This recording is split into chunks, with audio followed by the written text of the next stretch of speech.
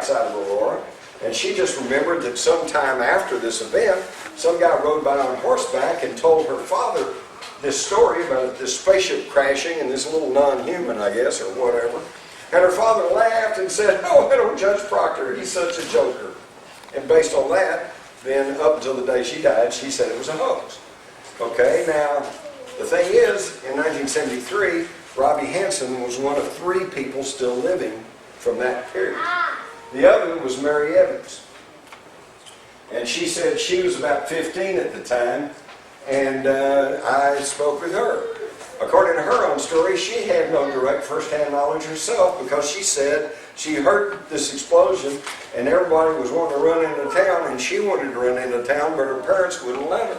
But they went, and then they came back and told her about people there picking up all these pieces and that all this stuff had happened. So she said, yes, it happened, although she had no direct knowledge. Now, the one person I spoke to, Charlie Stevens, had a good reputation there. He lived in that area for a long time. He, of course, they're all dead now. But I talked to him. He was reticent to talk. I had to talk to him through the screen door at his house. And at first, he really didn't want to talk. But, you know, being from this area and being an old Texas boy, I was able to, you know, socialize, as we say. And pretty soon, he was talking. And come to find out, he was about 13, 14 years old. And he had been out with his father early that morning, taking care of the business on the farm. And he said he saw the thing go over. And he said he had the impression he was in some sort of trouble, because it was like coughing and spitting and sputtering. And then, a little bit later, they heard this explosion, and he looked up and saw smoke coming up from the town. And naturally enough, he wanted to run in town and see what had happened. Now, what he told me next strikes me as totally truthful, because if Charlie Stevens was making up a story, he'd have said, well, I went to town, I saw this little green man, I saw this and that and the other thing. He said his father told him, no, son, we have to finish the chores. Believe me, if you were living in this area in 1897, if you didn't do the chores, you didn't eat. So that, to me, was a very, very truthful and realistic statement. So he didn't get to go into town. He said the next day, his dad went into town and came back and told him about all these people that had these pieces of the wreckage, and that they were still hauling pieces of the wreckage away. He said, but his dad never did mention the pilot. And he said he was almost grown before he heard the stories about the little dead pilot.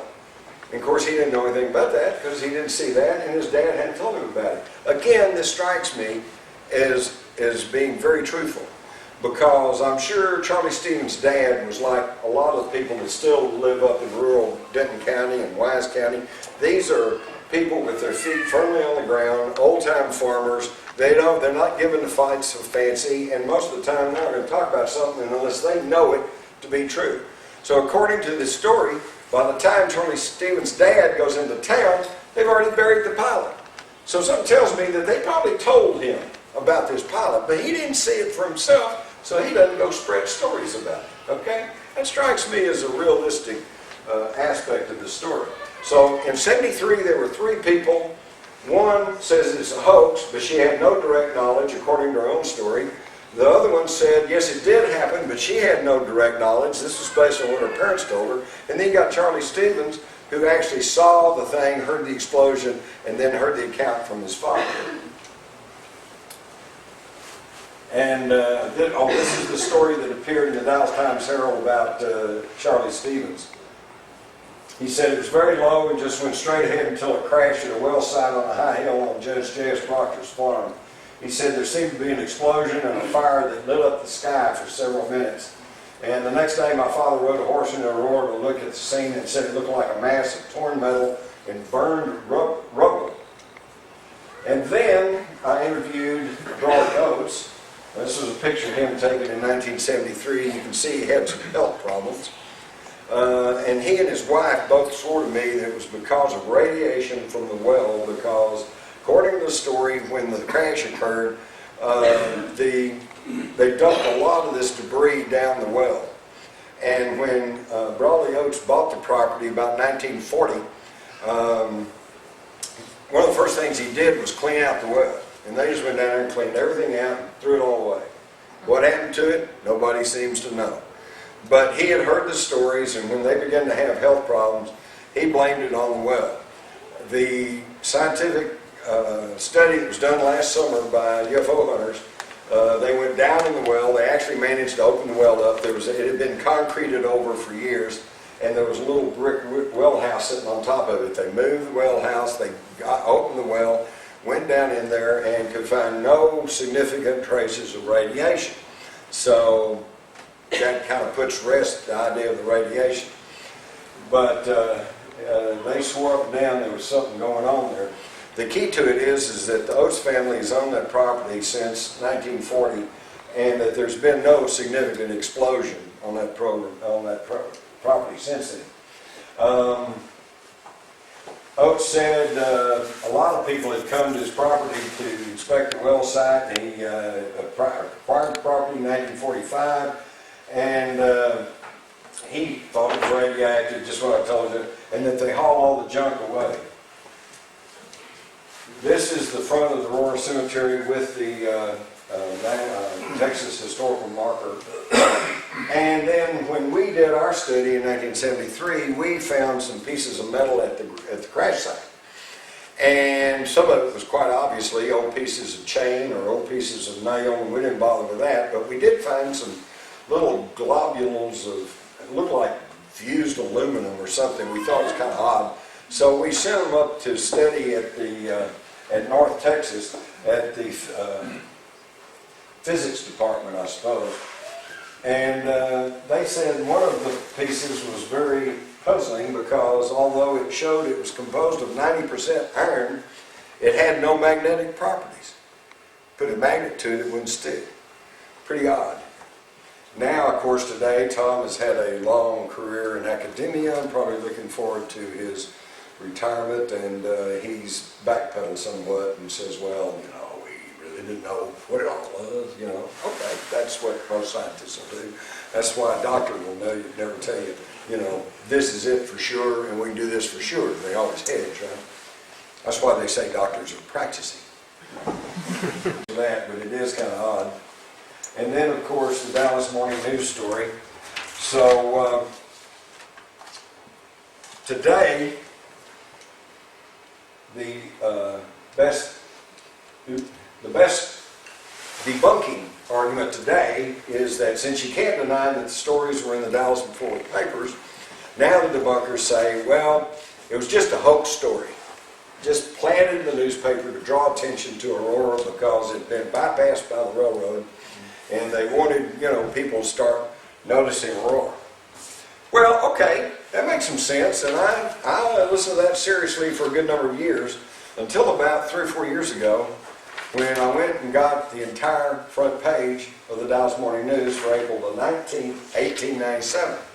Right in the middle of the page is a little article about Aurora, windmill demolishes it. These two columns over here are nothing but ads. And then all the rest of the columns, there are 16 stories on this front page, and they came from correspondence. Let me explain this to you. Back in 1897, newspapers were not an operating business. Usually the newspaper was put out by the local printer who had a printing press, and they certainly didn't have the money to hire staffs of reporters. So what they had was what they call correspondence. I know this because in the 1960s, when I attended North Texas University, I got to get it right. It was the University of North Texas then. Now it's North Texas University. No, it's the other way around. See, I'm still confused, and I still haven't figured this one out. So I went to North Texas University, but now it's the University of North Texas. Okay, whatever. I also worked for the Denton Record-Chronicle. What was my job? Opening the letters from the correspondence from all the surrounding little bitty towns, and then I would put their information all together in the news columns that went into the Record-Chronicle. History, Mrs. Sam Bloomford visited relatives in Dallas last weekend. A good time was had by all. All that important stuff. And also covered sports. So see, it wasn't even in the 1800s, as far up till 1960s, and probably even maybe still today. A lot of the times that the smaller newspapers get their information is through their correspondence. So all of these 16 stories came not from some professional staff, but from correspondence from all of these various towns. These towns, these stories range from southern Oklahoma to almost Austin, Texas. And they're all talking about the silver cigar-shaped object flying through the skies. Here's another one I like. Wortham, Freestone County, Texas, April 13th. Captain John A. Lilly, a prominent and reliable citizen of this place, a Mexican war veteran, claims he saw the mysterious airship last night at 9:30. He said it was going straight up. Oops, that leaves out a meteor, doesn't it? I've never seen a meteor go straight up. So, the whole front page, which by the way, I have some copies of these back there if anybody wants to buy one. I'll sell you one for $1. I gotta pay for my gasoline to get it. And then these stories are all in there. And some of these stories you're going to find real interesting because at least 2 of the stories, no, 3 of them I think, are the accounts of people who said they actually encountered the things on the ground and they talked to the crew. In fact, this is not in my presentation because it was in the microfilm of the old Fort record and I could kick myself for not, I went back looking for the Aurora spaceship crash and I found all these other stories. For example, there's a story from a little town out just west of here, and it was quoting the town mayor, the judge, police chief, you know, reputable, credible members of the town, and they said they saw this thing going over at speeds in excess of 100 miles an hour. Well, of course, that doesn't sound like much to us today, but let me tell you, in those same newspapers was a big article about a new train service that they were getting ready to institute up in the Northeast, and they said they would attain speeds greater than 40 miles an hour. And right there with this notice was a big article citing prominent medical authorities who in 1897 said, the human body cannot withstand speeds greater than 40 miles an hour. So when these people said that something went over going more than 100 miles an hour, that would be the equivalent of us saying something went over there and is going more than 1,000 miles an hour. You know, it's just going faster than anything they could even conceive of. But the story that really got me, and when you read these stories about these encounters with the crew and of this airship, and the stories change. One story, they were told that this was developed in a secret lab in New York and that they took it out for a spin, and the next thing you know, they were over Kansas and they said, well, we're really working great, let's go on down to Texas. Another story said that they came from a hidden civilization at the North Pole, but the common denominator among these stories is they all said, don't tell anybody that you've seen us. This is a secret mission. And of course, these people they told it to, first thing they did was run to town and tell the correspondent, guess what I saw? But the one that really got me, and I think this may give us a little bit of insight into the reality of the UFOs. But before I tell you this, let me explain something to you. If you've read any of the UFO literature, you'll know that when the UFO comes over, the cars stop. Oh, thank you. There's a message to remind us all to turn off our cell phones. And come to think of it, I think I'll do the same thing. Appreciate that. So we all know that when the UFO comes over, the car stops, right? And when the UFO goes away, the car starts again. Except, think about it. Nobody ever says, turn on the ignition and the car started. No, it just stopped, and then the UFO goes away and it starts again. Well, this tells us that, and what we are now finding out and realize, and I'm in touch with some very, very cutting-edge, prominent physicists and scientists, we are dealing with energy fields here. And when you can create an energy field that cancels out gravity, then we are finding that gravity and time are interconnected. So in other words, when the energy field comes into play, and the UFO is hovering overhead, then time within that energy field has stopped. So the pistons in your car doesn't turn off, they just stop. And when the energy field goes away, they go back to banging. And I had this tentatively confirmed to me because I was talking about this one night, I think on Coast to Coast. And I got an email from a truck driver. He said, well, I'm not sure about that. He said, me and my buddy was driving our trucks, and we saw this UFO, and it came around over and said, but our trucks didn't stop. So I wrote him back, and I said, well, yeah, but you were probably driving diesels, weren't you? And he said, yeah. Well, diesels run on compressed gas. They don't run on electrical current like cars do. So to me, that confirmed the whole thing. So the electric stopped, all right? So now all of a sudden we've got a whole added thing here, which is time. And if you'll think about it, those of you who've read the literature of the UFO researchers and experiencers, they talk about missing time. They say, well, I saw this UFO at 6 o'clock, and I didn't get home till 7, but my house is only 10 minutes away. Missing time. That's because when they're in the energy field, time has stopped for them. And this also explains some of these people who claim to have been abducted. And they say, you know, I went to bed and I saw these things in my room, the next thing I know I'm back in my bed, but then they tell this whole long story about how they were taken here and taken there and put on the table and did all this stuff. Well, that's because they brought them back pretty quick to the time they took them, and there's missing time in there. So we've got time involved here. And so this leads me to the next story that I saw, confirmed the whole thing. So the electric stopped, all right? So now all of a sudden we've got a whole added thing here, which is time.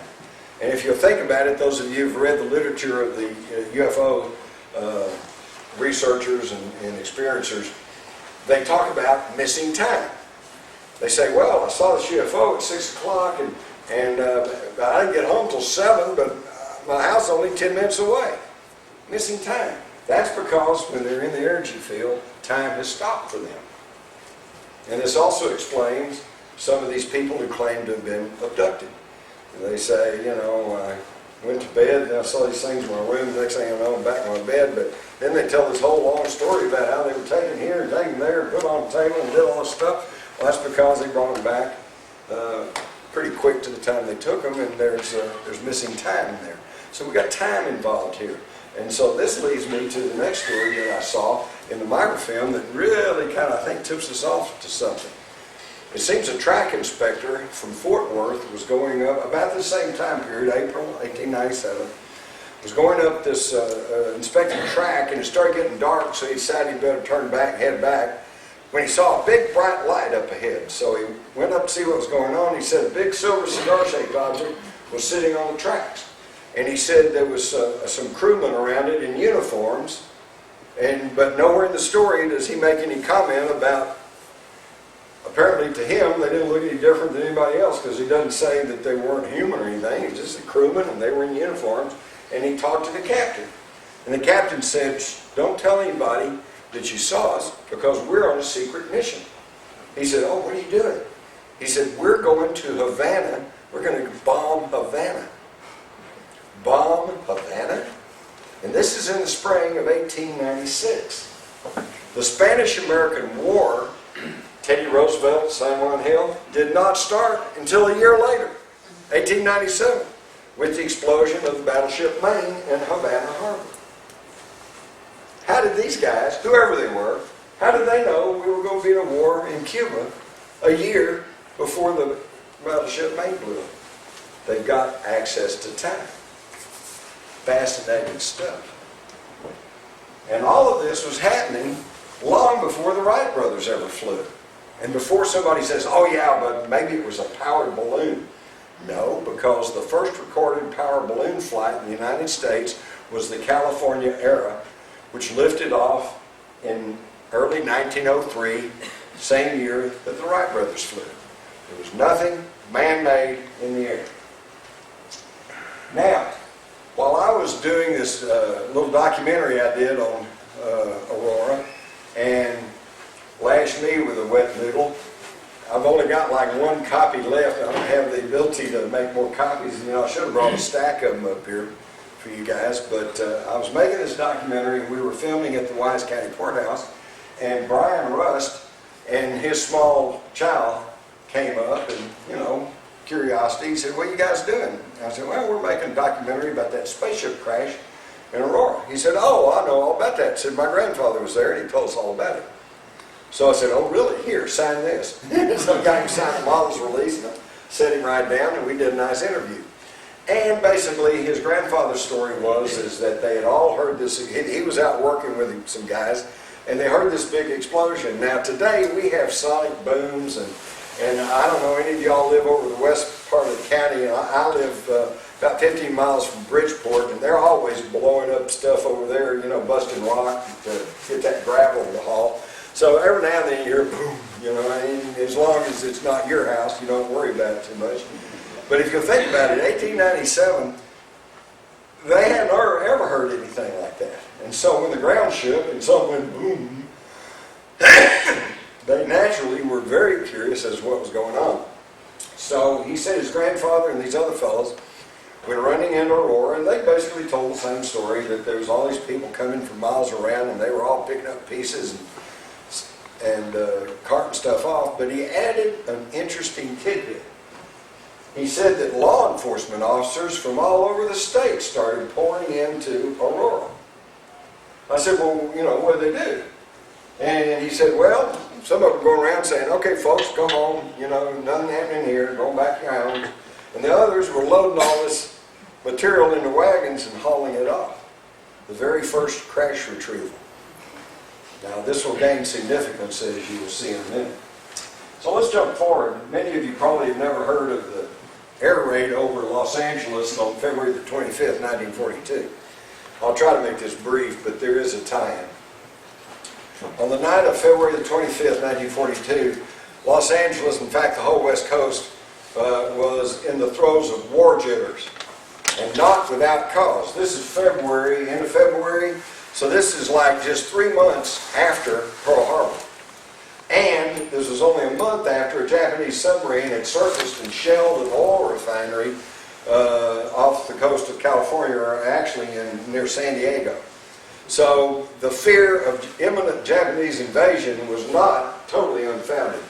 So on the night of February the 25th, they had just installed and had gotten into operation what was then one of our top secret weapons, radar, when they picked up a flight of airborne objects coming in